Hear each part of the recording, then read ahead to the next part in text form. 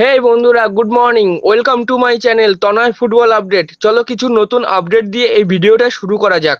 বন্ধুরা, আজ প্রথমে যে আপডেটটি দিয়ে শুরু করব সেটি হলো মোহামেডান এসসিকে নিয়ে। বন্ধুরা, শোনা যাচ্ছে আমাদের রাজ্যের মুখ্যমন্ত্রী কিন্তু মোহামেডানের জন্য সৌদির কোনো একটা ইনভেস্টরের সাথে কথা বলছে। হ্যাঁ বন্ধুরা, ঠিকই শুনছো। এর আগেও কিন্তু মুখ্যমন্ত্রীর কথাতেই সাচি স্পোর্টস মোহামেডানে ইনভেস্ট করার জন্য এসেছিল এবং তাদের মধ্যে কিন্তু ফাইনালি আর ডিলটা কমপ্লিট হয়নি। তো বন্ধুরা, আবারও কিন্তু মোহামেডান আমাদের রাজ্যের মুখ্যমন্ত্রীর দ্বারস্থ হয়েছে নতুন ইনভেস্টরের জন্য। তো দেখা যাক সৌদির কোন বড় কোম্পানি মুখ্যমন্ত্রীর কথায় মোহামেডানে ইনভেস্টমেন্ট করতে আসে। বন্ধুরা, পরবর্তী আপডেটটি হলো আজ কিন্তু ইন্ডিয়ান টিম আমাদের বাংলা দলের সাথে একটি ফ্রেন্ডলি ম্যাচ খেলেছে। সেখানে ইন্ডিয়া কষ্টার্জিত জয় পেয়েছে। হ্যাঁ বন্ধুরা, বাংলা টিমকে তারা 2-1 গোলে হারিয়েছে। ইন্ডিয়ার হয়ে গোল দুটি করেছেন ব্র্যান্ডন ফার্নান্ডেজ এবং আশিক কুরুনিয়ান, এবং বাংলা দলের হয়ে গোল করেছে ইসরাফিল দেওয়ান। তো বন্ধুরা, আগামী থাইল্যান্ড এবং হংকং ম্যাচে ইন্ডিয়ান দল কেমন ফলাফল করে সেটাই এখন দেখার বিষয়।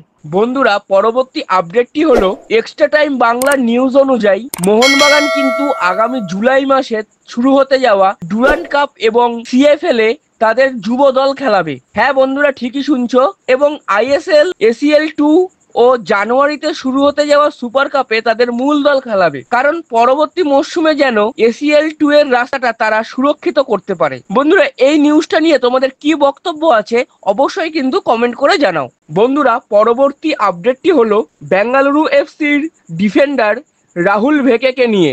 বন্ধুরা, আগেই জানিয়েছিলাম যে রাহুল ভেকের জন্য ইস্ট বেঙ্গল কিন্তু সর্বস্ব ঝাঁপিয়েছে, কিন্তু এখানে একটা টুইস্ট ঘটে গেছে। সেটা হলো এই রাহুল ভেকেকে পেতে মাঠে কিন্তু নেমে গেছে মোহনবাগান সুপার জায়েন্ট। হ্যাঁ বন্ধুরা, ঠিকই শুনছো। কিছুদিন আগেই একটা ভিডিও বানিয়েছিলাম আর সেখানে বলেছিলাম মেহতাব সিংকে পেতে ঝাঁপিয়েছে কলকাতার এই দুই ক্লাব, কিন্তু এদিকেও রাহুল ভেকেকে নিয়ে আবারও সেই কলকাতা ডার্বি মাঠের বাইরে।